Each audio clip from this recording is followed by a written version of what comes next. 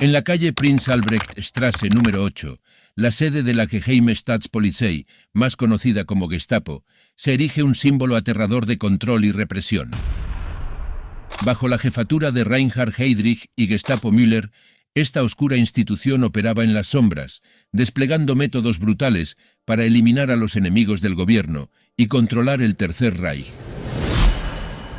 El 30 de enero de 1933, Hitler fue designado canciller de Alemania.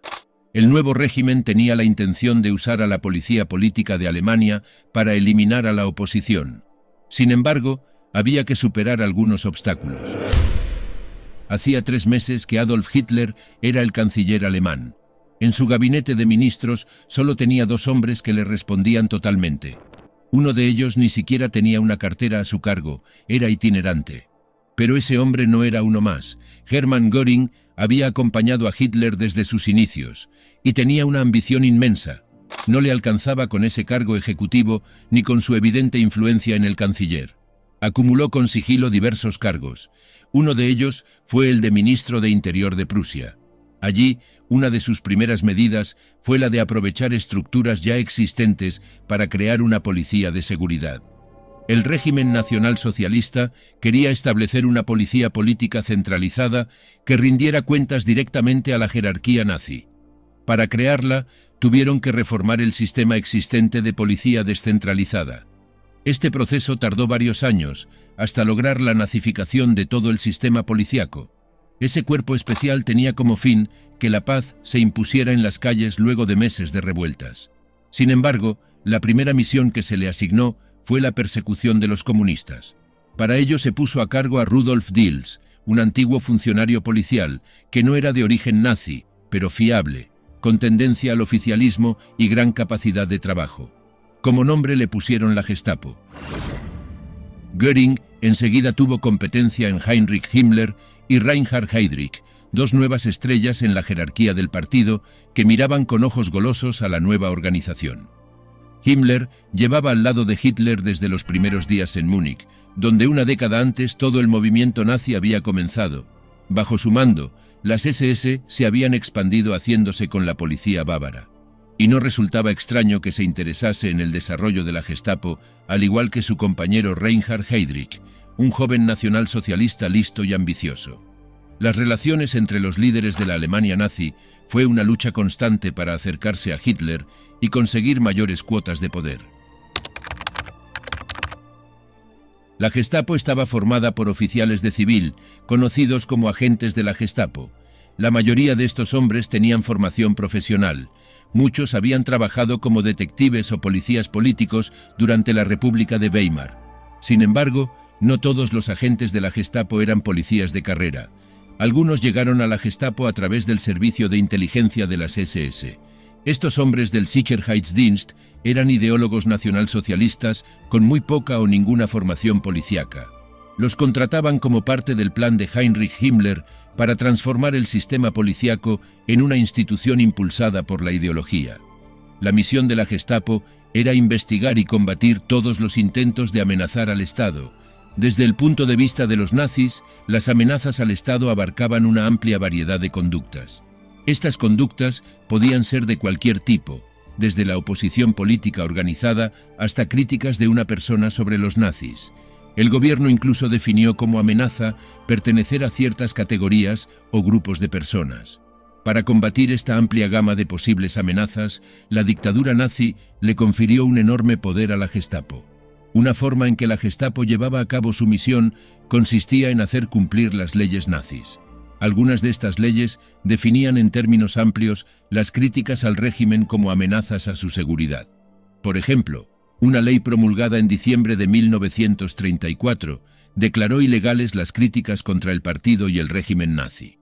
Contar chistes de Hitler podía considerarse como un ataque malintencionado contra el Estado o el partido, y entonces podía resultar en un arresto por parte de la Gestapo, un juicio ante un tribunal especial e incluso encarcelamiento en un campo de concentración.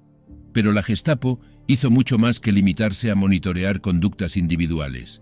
Sus oficiales implementaron la ideología nazi, que definía a grupos enteros como enemigos raciales o políticos. Pertenecer al Partido Comunista o tener ancestros judíos era suficiente para considerar a alguien como una amenaza para el Estado y para someterlo a la atención de la Gestapo. Durante la década de 1930, la gran mayoría de los alemanes arios no tuvo encuentros con la Gestapo ni esperaba tenerlos, pero la Gestapo era una amenaza constante para los opositores políticos, los disidentes religiosos, los homosexuales y los judíos. El régimen nacionalsocialista otorgó a los agentes de la Gestapo una gran cantidad de poder para decidir la suerte de las personas que arrestaban. Lo más notable era que tenían el poder de enviar a los detenidos directamente a campos de concentración. Esto se conocía como Schutzhaft. La custodia protectora le permitía a la Gestapo pasar por encima del sistema judicial. Las personas que eran puestas bajo custodia protectora no podían consultar con abogados, apelar sus sentencias ni defenderse a sí mismos en los tribunales. En algunos casos, la Gestapo recurría a la custodia protectora incluso para anular decisiones de los tribunales. Por lo general, lo hacía cuando consideraba que la sentencia del tribunal había sido demasiado indulgente. Como institución, la Gestapo no estaba sujeta a supervisión legal ni administrativa. Esto significaba que ninguna otra institución podía anular las decisiones de la Gestapo, y ésta tenía la última palabra. La Gestapo llevó a cabo su misión de manera radical. En Alemania, aplicaban los métodos comunes de investigación policíaca. Sin embargo, lo hacían sin límites legales, investigaban denuncias del público, llevaban a cabo cateos arbitrarios y realizaban interrogatorios brutales. A fin de cuentas, los agentes de la Gestapo tenían en sus manos el destino de las personas a las que arrestaban. En ocasiones, la Gestapo iniciaba investigaciones por sí misma. Otras veces, recibía informes del público. Vecinos, conocidos, colegas, amigos y familiares podían informarle a la Gestapo que una persona estaba actuando de forma ilegal o sospechosa. Otras organizaciones nazis y de la policía también podían informar a la Gestapo acerca de posibles delitos y amenazas. En la Alemania nazi, este tipo de informes se conocían como denuncias y solían estar motivadas por la ideología, la política o por provecho personal. Las consecuencias para los denunciados podían ser muy graves. En el curso de sus investigaciones, los agentes de la Gestapo entrevistaban a testigos, cateaban casas y departamentos y realizaban vigilancia. No había límites para estas actividades. La Gestapo no necesitaba órdenes judiciales para leer la correspondencia de los sospechosos, ni para entrar en sus casas o escuchar sus conversaciones telefónicas.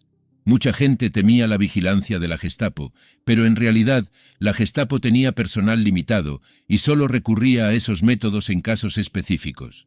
No había una vigilancia generalizada de toda la población alemana, por eso las denuncias eran tan importantes. La Gestapo era famosa por la forma despiadada en que realizaba sus interrogatorios. Los agentes de la Gestapo recurrían sistemáticamente a la intimidación y a la tortura psicológica y física. Era común que los agentes de la Gestapo golpearan a los detenidos. A pesar de los brutales métodos de interrogación de la Gestapo, sus agentes no mataban personalmente a quienes arrestaban. Sin embargo, algunas personas sí murieron durante los interrogatorios o bajo custodia de la Gestapo. Los agentes de la Gestapo tenían el poder de determinar la suerte de las personas. Los agentes podían decidir ser indulgentes, podían dejar que la gente se fuera, sobreseer los casos o simplemente expedir advertencias e imponer multas. Por otro lado, también podían decidir ser despiadados. Podían detener a alguien indefinidamente en prisión o condenarlo a un campo de concentración. El único monitoreo de estas decisiones venía del interior de la misma Gestapo.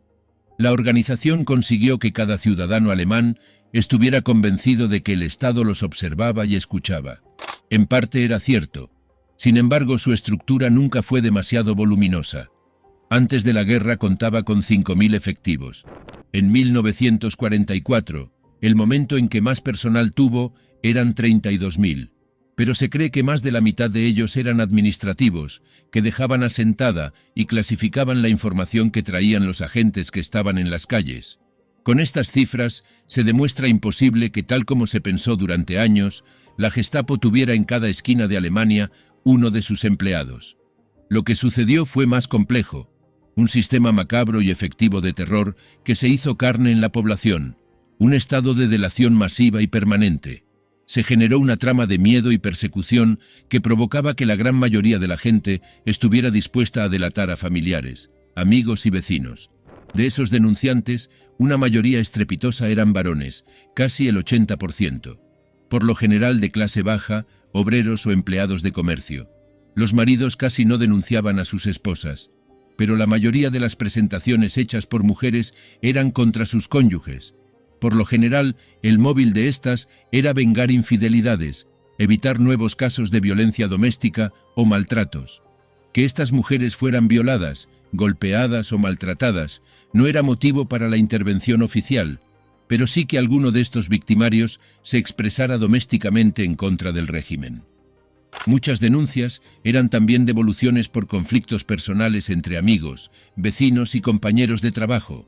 Hubo quienes fueron apresados, en medio de la contienda bélica, por hacer comentarios derrotistas en un bar. El discurso único se imponía. Un padre de familia o una ama de casa temían hacer una observación contra alguna medida del gobierno, por temor a que alguna rencilla familiar o consorcial terminara con ellos en un interrogatorio de la Gestapo. Hubo casos en que ciudadanos fueron detenidos por haber criticado la vestimenta de algún jerarca o de la esposa de éste en una reunión social, otros por hablar bien de algún escritor considerado un enemigo del régimen. O casos tan disparatados como el de un hombre que se autodenunció para ser detenido unos meses y de esa manera poder luchar contra su adicción al alcohol. Los interrogatorios eran célebres por su dureza y falta de humanidad.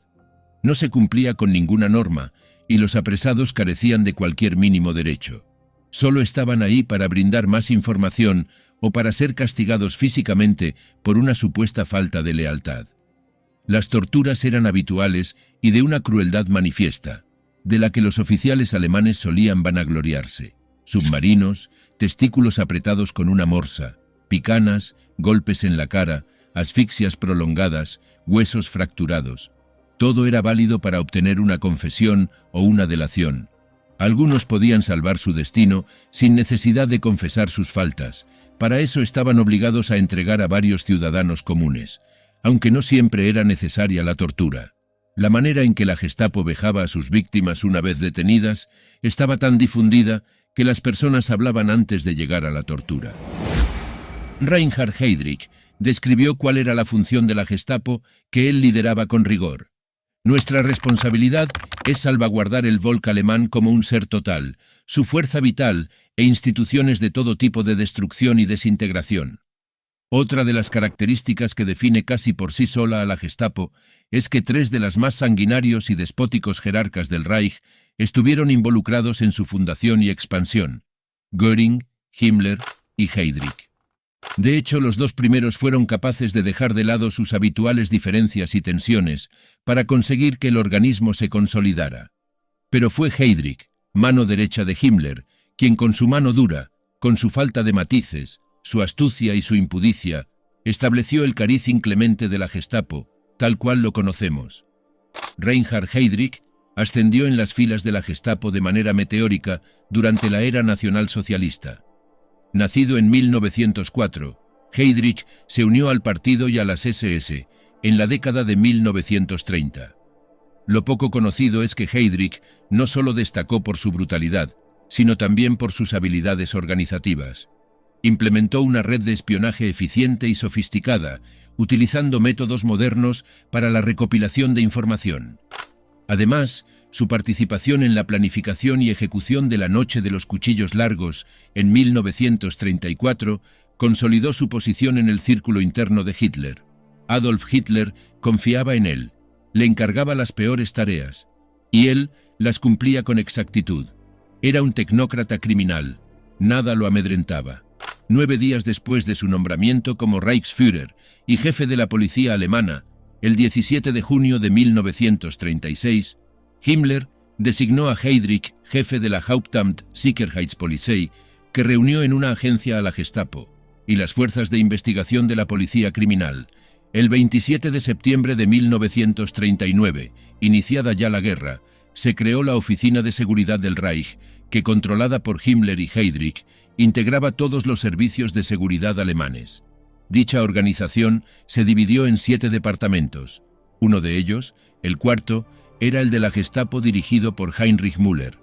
Heydrich y Himmler compartían la visión de la identidad de los enemigos a largo plazo de la raza alemana y de las medidas que tomarían contra ellos. Al igual que Himmler, Heydrich creía que la destrucción de opositores manifiestos y visibles no era suficiente para garantizar la seguridad y la supervivencia de la raza alemana según la definían los nazis. Heydrich estaba obsesionado en descubrir informaciones y denuncias, ya fueran reales o inventadas, puesto que sabía que de lograrlo, eso sería su pasaporte para entrar a formar parte de la alta jerarquía del Tercer Reich. Se llegó a decir que en su caja fuerte guardaba documentos que comprometían incluso al propio Adolf Hitler. Al frente del Sicherheitsdienst, Heydrich tenía la tarea de investigar, detener y eliminar a cualquier elemento opositor al régimen. Por ese motivo, el oficial nazi colaboró en la invasión que se estaba llevando a cabo de la Unión Soviética, y para ello creó una milicia a la que llamó Einsatzgruppen, que en realidad eran escuadrones móviles de ejecución formados por miembros de las SS, Sicherheitsdienst y otros agentes de la policía secreta de la Alemania nazi, cuya misión era avanzar junto al ejército regular y una vez tomadas las poblaciones que encontraran en su camino, su objetivo sería exterminar a los elementos que considerasen peligrosos. Se estima que aquellos escuadrones acabaron con la vida de cerca de 1 millón de personas entre líderes comunistas y gitanos. Convertido en gobernador del protectorado de Bohemia y Moravia, como sustituto de Konstantin von Neurath, para reprimir los constantes alzamientos de la población, Heydrich se ganó el apodo del Carnicero de Praga, cuando 2 semanas después de tomar posesión de su cargo, ordenó fusilar a 500 personas consideradas disidentes con el objetivo de mantener así a la población en un continuo estado de amenaza. La política de Heydrich estaba basada en una máxima muy simple: o conmigo o contra mí, lo que hizo de él una de las personalidades más odiadas por los checos, incluso más que el propio Hitler. Las órdenes de Heydrich eran perseguir sin piedad a todos aquellos que se atrevieran a levantarse contra el régimen y premiar a los que colaborasen con él.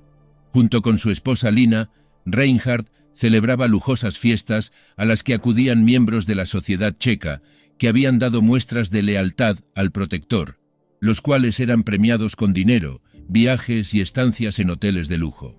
Heydrich acabó siendo fundamental en la solución final de la cuestión judía, para la que organizó la famosa conferencia de Wannsee, en la que se dispondrían las medidas administrativas y la logística del Holocausto. Desde septiembre de 1941, gracias a su alianza con Martin Bormann, Heydrich compaginaba sus responsabilidades de policía y seguridad del imperio de Hitler con el alto cargo de Reichsprotector de Bohemia-Moravia, en sustitución de von Neurath, destituido a causa de una oleada de sabotajes y resistencia comunista promovidos por la Unión Soviética tras la invasión alemana de este país. En ese puesto, convirtió el país en un estado de las SS, condenando a muerte a 300 personas y entregando a la Gestapo a otras 1.200, además de crear el campo de Theresienstadt y deportar a más de 30.000 judíos alemanes y checos de dicho campo al gueto de Lodz, al gobierno general y al comisariato del Reich para el Ostland. Su éxito en destruir la resistencia y cualquier tipo de oposición resultó tan aplastante que fue una de las causas de su asesinato, aunque tampoco dudaba en contratar mano de obra checa a cambio de un salario, lo que ocasionó un descenso en los sabotajes de un 73% en menos de 6 meses, pudiendo jactarse de haber pacificado el protectorado. También fue fruto de una política de palo y zanahoria, un puño de hierro, con el que castigaba a los resistentes checos, comunistas, deportaba a judíos, y un guante de seda, con sueldos, beneficios. Los círculos checos en el exilio en Londres no dudaron en realizar una espectacular acción que demostrara al mundo que el pueblo checo no se había plegado a la tiranía nazi. Así nació Antropoide, la operación que culminaría con el asesinato de Heydrich y la sangrienta represión nazi en un momento en el que el Reichsprotector se preparaba para ser nombrado Reichskommissar de todos los territorios ocupados, especialmente Francia, en la que pretendía aplicar los mismos despiadados métodos contra la resistencia gala que tan buen resultado le habían dado en Checoslovaquia. Esto le hubiese hecho ocupar una figura de tal magnitud en el firmamento del Tercer Reich que incluso tal vez hubiese eclipsado al propio Heinrich Himmler. Según algunos autores, esa maniobra tal vez no hubiese sido permitida por la cúpula nazi, que quizá viesen en Heydrich una amenaza para los verdaderos gerifaltes del nazismo, permitiéndole moverse hacia los lados, pero no hacia arriba. Otros autores, sin embargo, mantienen que Heydrich nunca habría dejado de estar subordinado al Reichsführer Himmler. Uno de los colaboradores más cercanos de Heydrich fue Heinrich Müller. Su apodo, Gestapo Müller, se volvió legendario, resonando como un eco ominoso en los pasillos de la Gestapo. Antes del estallido de la Primera Guerra Mundial, Heinrich Müller parecía destinado a tener una carrera en la emocionante actividad de la aviación, como mecánico de aviones.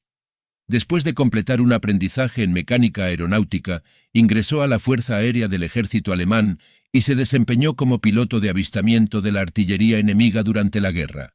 Después de la guerra, se unió a la policía de su ciudad natal y participó en la represión de los alzamientos comunistas en Baviera. Fue durante estos años turbulentos que Müller desarrolló un odio visceral hacia los comunistas, que duraría toda su vida. Durante la República de Weimar, Müller ascendió rápidamente gracias a su astucia y actitud enérgica, hasta convertirse en el jefe del Departamento de Policía Política de Múnich. Aunque se le consideraba simpatizante del Partido Popular de Baviera, cuando se produjo el golpe de Estado nazi en marzo de 1933, Müller exigió mano dura contra los partidarios de Hitler, ganándose la confianza de Heinrich Himmler y otros nazis. Con el Partido Nacional Socialista consolidado en el poder, los conocimientos de Müller sobre las actividades comunistas se volvieron cada vez más valiosos y fue ascendido a inspector penal en 1933. Aunque en ocasiones mostraba escaso entusiasmo por el partido nazi, su trabajo policial era altamente eficiente y sus métodos se ajustaban a los ideales del régimen. En 1934 se unió a las SS con el número 107.043, donde fue ascendiendo rápidamente en el escalafón, siendo conocido para distinguirlo de otro general de las SS que se llamaba igual que él, como Gestapo Müller, llegando al final de la guerra como general. A partir de 1935, el bajo y fornido cuerpo de este funcionario de Baviera, con la cabeza cuadrada de un campesino y una cara sin expresión dura, seca, ojos penetrantes y labios delgados, era virtualmente jefe de la Gestapo. A pesar de que no fue inicialmente un miembro del partido nazi, en 1936 Müller se convirtió en el jefe de operaciones de la temida Gestapo, la policía política nazi. A pesar de no ser miembro del partido nazi en ese momento, Heinrich Himmler vio esto como una ventaja, ya que Müller podía llevar a cabo acciones policiales sin estar atado a una militancia partidista. Müller dirigió la detección, infiltración y represión de las organizaciones opositoras al régimen nazi, utilizando su odio hacia los comunistas como motivación. Gracias a sus redes de información y a su fervor anticomunista, logró destruir estas organizaciones y mantener su carrera en ascenso.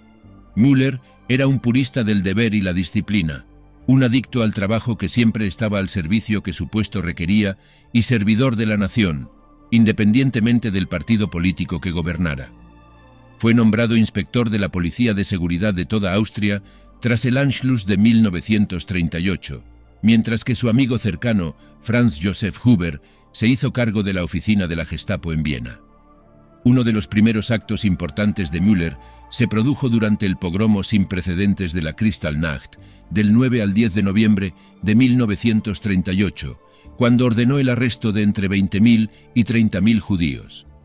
Heydrich también encargó a Müller durante el verano de 1939 la creación de una agencia organizada centralmente para hacer frente a la eventual emigración de los judíos. Si bien el jefe de la posterior Oficina Central del Reich para la emigración judía fue Heydrich, fue Müller quien se encargó de los detalles administrativos de la oficina.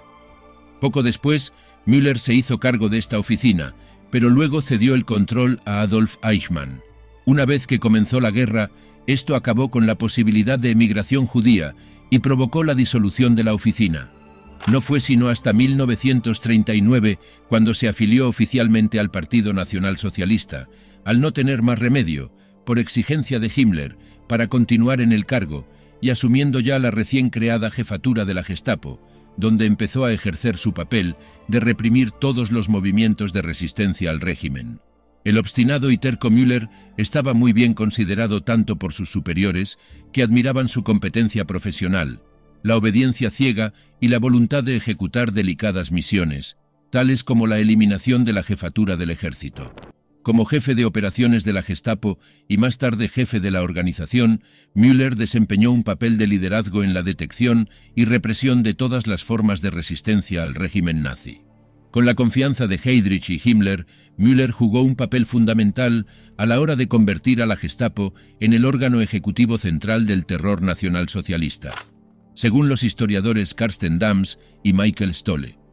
Bajo su liderazgo, la Gestapo logró infiltrarse y, en gran medida, destruir grupos opuestos a los nazis, como las redes clandestinas del izquierdista Partido Socialdemócrata y del Partido Comunista. En esta línea, el historiador George C. Brauder afirma que la experiencia y su ardiente odio por el comunismo garantizaron su futuro. Cuando Hitler y los jefes de su ejército pidieron un pretexto para la invasión de Polonia en 1939, Himmler, Heydrich y Müller idearon y llevaron a cabo un proyecto de bandera falsa cuyo nombre en código fue Operación Himmler. Durante una de las operaciones, la misión clandestina a una emisora de radio alemana en la frontera polaca, Müller ayudó a recoger de los campos a una docena de condenados a muerte, que luego fueron vestidos con uniformes polacos. A cambio de su participación, Müller les dijo a los hombres que serían indultados y liberados. En cambio, los hombres recibieron una inyección letal y heridas de bala para que pareciera que habían muerto en acción durante un ataque falso. Estos incidentes, en particular el ataque montado contra la estación de radio de Gleiwitz, se utilizaron luego en la propaganda nazi para justificar la invasión de Polonia, el evento inaugural de la Segunda Guerra Mundial. A partir de entonces, Müller continuó ascendiendo rápidamente en las filas de las SS. En octubre de 1939 se convirtió en Oberführer de las SS, en noviembre de 1941 en Gruppenführer y teniente general de la policía. Durante la Segunda Guerra Mundial, Müller estuvo muy involucrado en el espionaje y el contraespionaje, sobre todo porque el régimen nazi desconfiaba cada vez más del servicio de inteligencia militar, la Abwehr, que bajo el almirante Wilhelm Canaris era un semillero de actividad para la resistencia alemana. En 1942 se infiltró con éxito en la Orquesta Roja Red de espías soviéticos y la utilizó para suministrar información falsa a los servicios de inteligencia soviéticos. Heydrich fue el superior directo de Müller hasta su asesinato en 1942. Durante el resto de la guerra, Ernst Kaltenbrunner asumió el cargo de superior de Müller. Müller ocupaba una posición en la jerarquía nazi cercana a Himmler, jefe general del aparato policial nazi y principal arquitecto del plan para exterminar a los judíos de Europa, y a Eichmann, el hombre encargado de organizar las deportaciones de judíos a los guetos orientales y campos de exterminio. Eichmann dirigió la oficina de reasentamiento de la Gestapo y luego su oficina de asuntos judíos, la subsección Reichssicherheitshauptamt IV. Era el subordinado de Müller. Müller también estuvo involucrado en la política del régimen hacia los judíos, aunque Himmler y el ministro de propaganda, Joseph Goebbels, impulsaron esta área de política. El 6 de octubre de 1939, por ejemplo, Müller ordenó a Eichmann que preparara la deportación de entre 70 y 80.000 judíos de la ciudad polaca anexada de Katowice, una orden que incluía la deportación de los judíos de Ostrava. Ya en septiembre la Gestapo o el ejército ya habían planeado esto. 12 días después, el 18 de octubre de 1939, le dijo a Eichmann que pronto sería necesario organizar centralmente el reasentamiento y el traslado de polacos y judíos al área del futuro Estado polaco, a través de la Reichssicherheitshauptamt.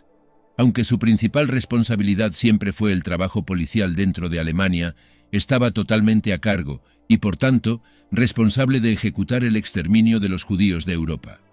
Cuando Eichmann informó a Müller a mediados de 1941 que Himmler le había informado que el Führer había ordenado la destrucción física de los judíos, por ejemplo, Müller asintió en silencio hacia su escritorio, indicando a Eichmann que ya lo sabía.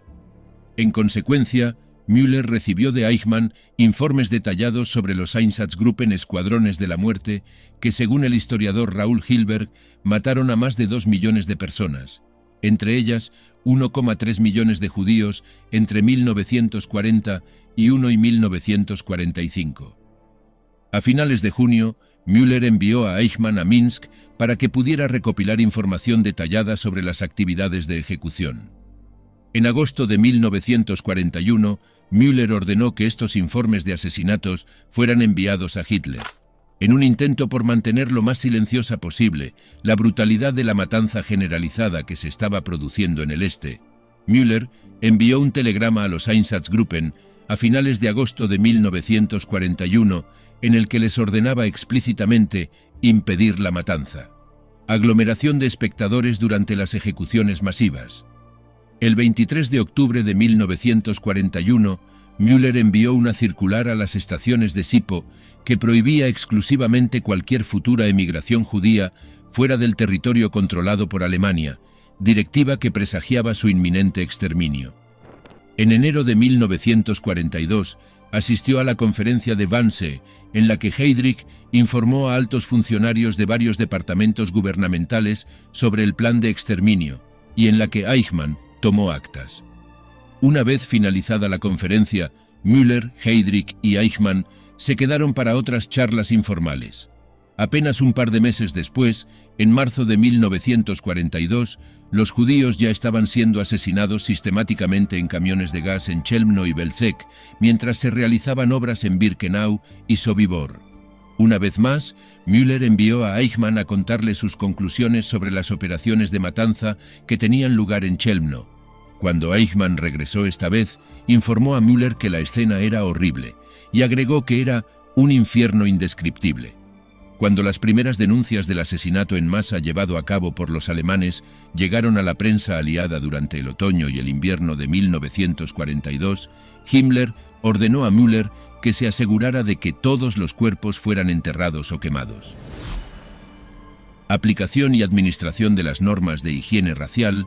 Las políticas también estaban dentro del ámbito de las responsabilidades de Müller, como revela una carta especial que envió desde Berlín a todas las oficinas de la Gestapo el 10 de marzo de 1942. La carta contenía instrucciones sobre la relación entre las mujeres alemanas y los civiles polacos, o los prisioneros de guerra reclutados para trabajar durante la guerra, particularmente en casos relacionados con el embarazo.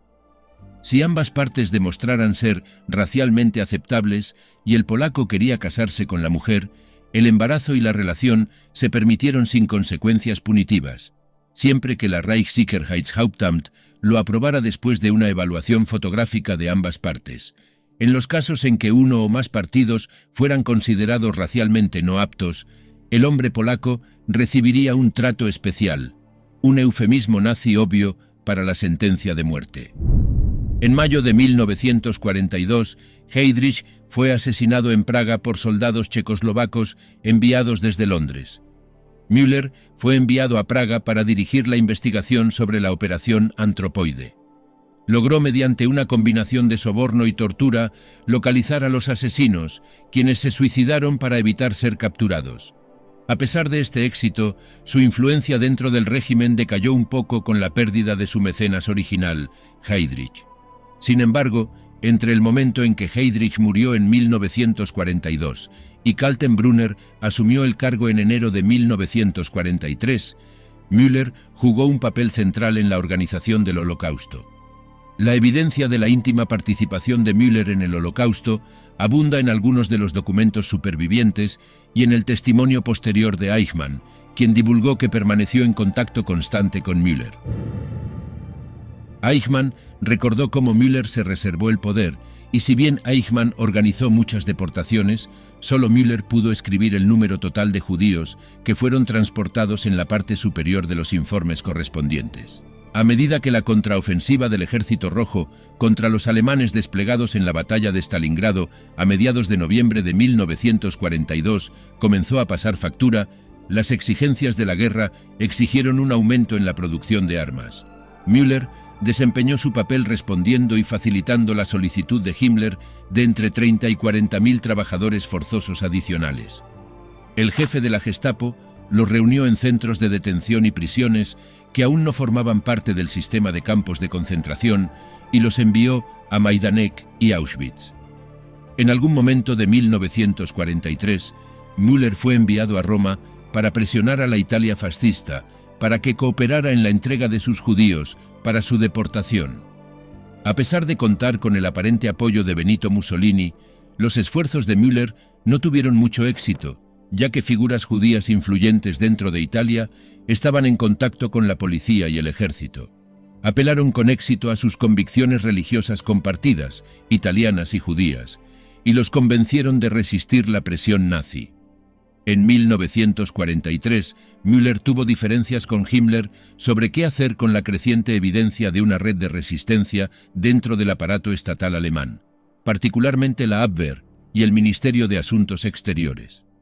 En febrero de 1943 presentó a Himmler pruebas firmes de que Wilhelm Canaris estaba involucrado en la resistencia. Sin embargo, Himmler le dijo que abandonara el caso. Ofendido por esto, Müller se convirtió en aliado de Martin Bormann, el jefe de la Cancillería del partido nazi, que era el principal rival de Himmler.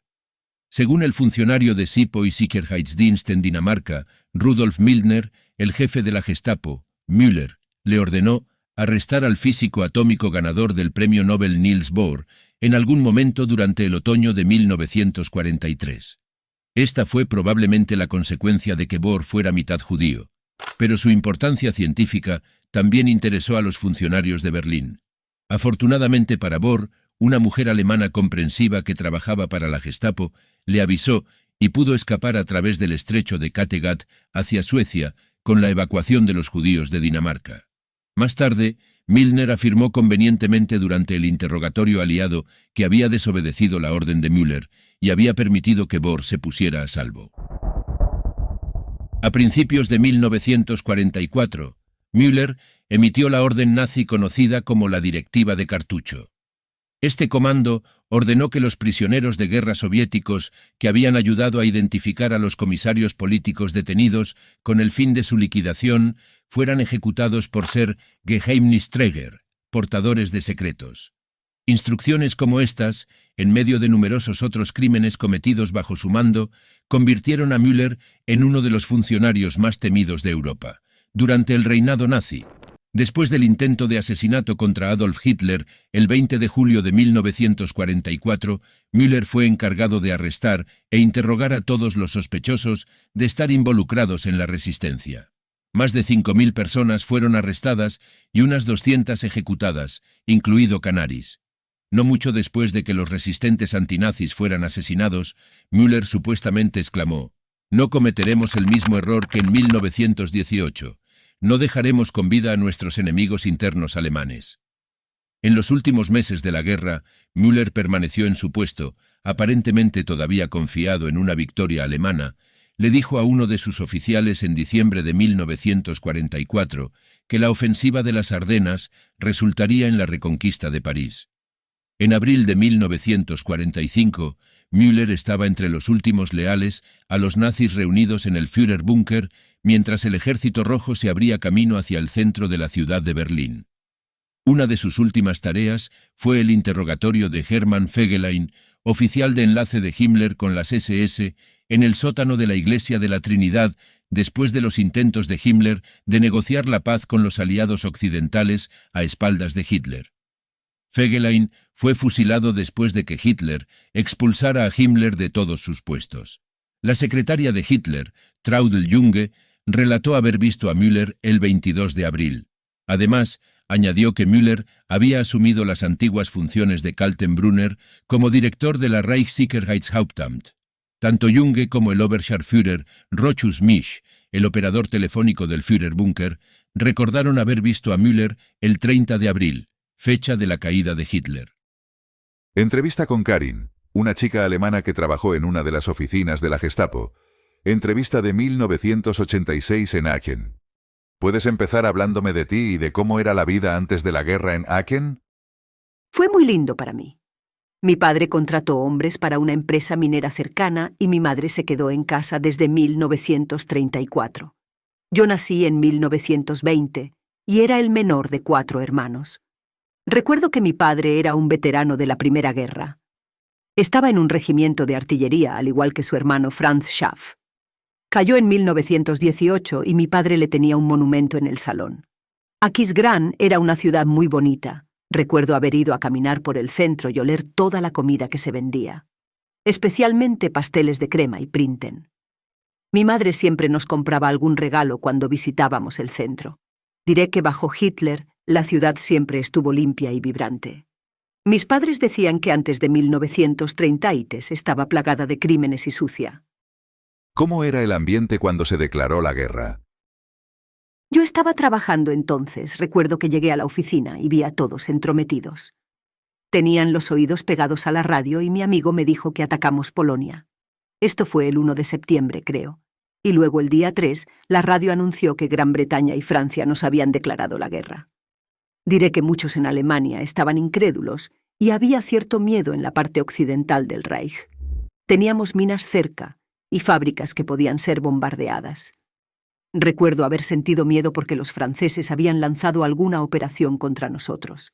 Recuerdo que hubo informes de intensos combates en esa zona y pensamos que el ejército tal vez no los aguantaría. Tenía un hermano que fue llamado al servicio poco después de que comenzara la guerra y tuvo que irse para recibir entrenamiento.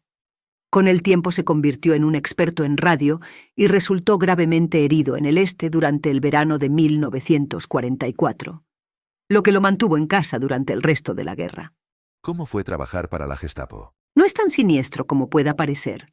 Se trataba de la policía estatal y la oficina a la que me asignaron tenía jurisdicción sobre nuestro estado o Gau.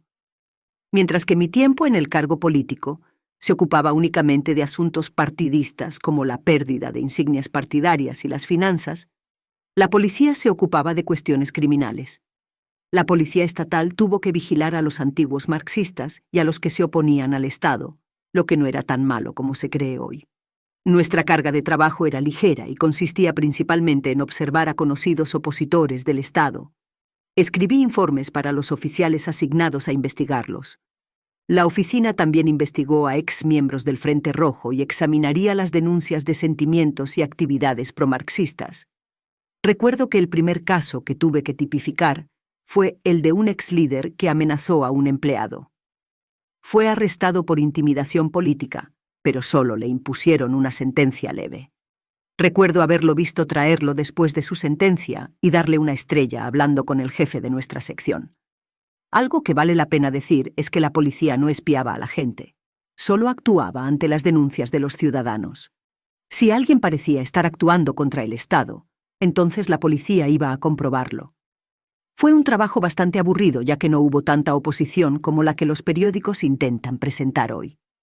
Todo el Frente Rojo se disolvió y muchos se unieron a las SA u otras organizaciones.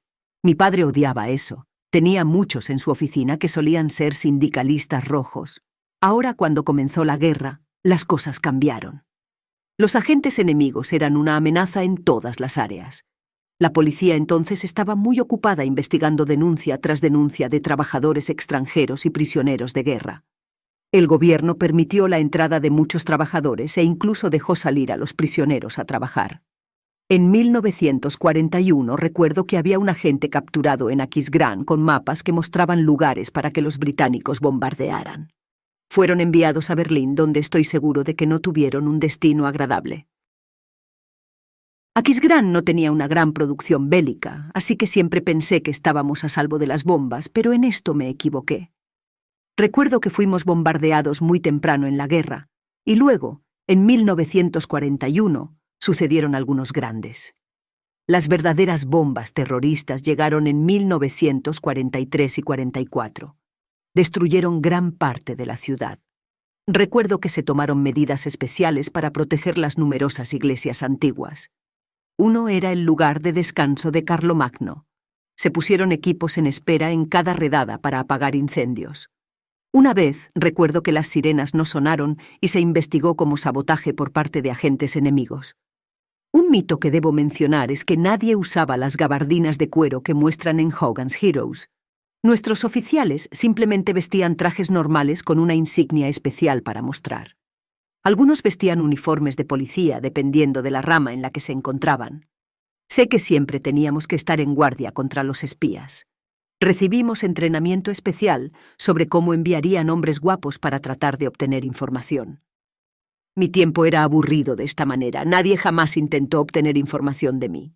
Vivía todavía en la ciudad cuando comenzó la batalla por Aquisgrán y cómo fue su final. No, nuestra casa fue bombardeada en 1944 y eso fue todo para nosotros. Mi hermana mayor trabajaba en una fábrica en el norte. Otro hermano estaba en el edificio del Servicio de Trabajo de las Defensas en Francia.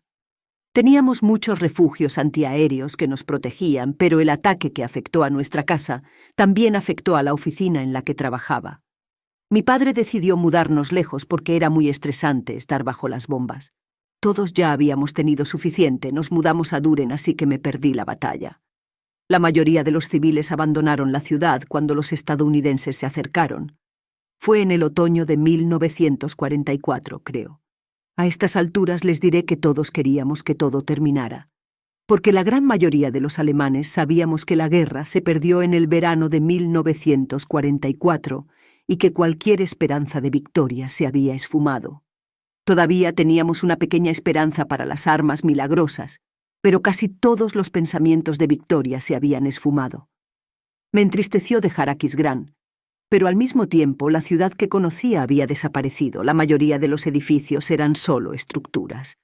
No era seguro.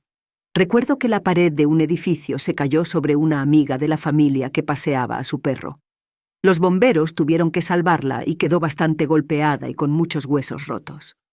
Podía oír los combates en todo el camino en Duren y fui a trabajar para mi padre en su oficina. Mi madre cosía para el ejército. Cada uno hacía su parte.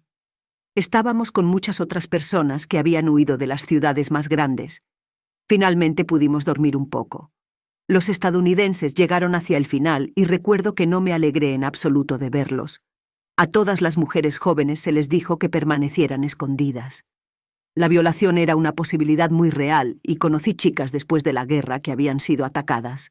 Recuerdo haber visto a la gente tratada con rudeza cuando teníamos que presentar documentos a los soldados.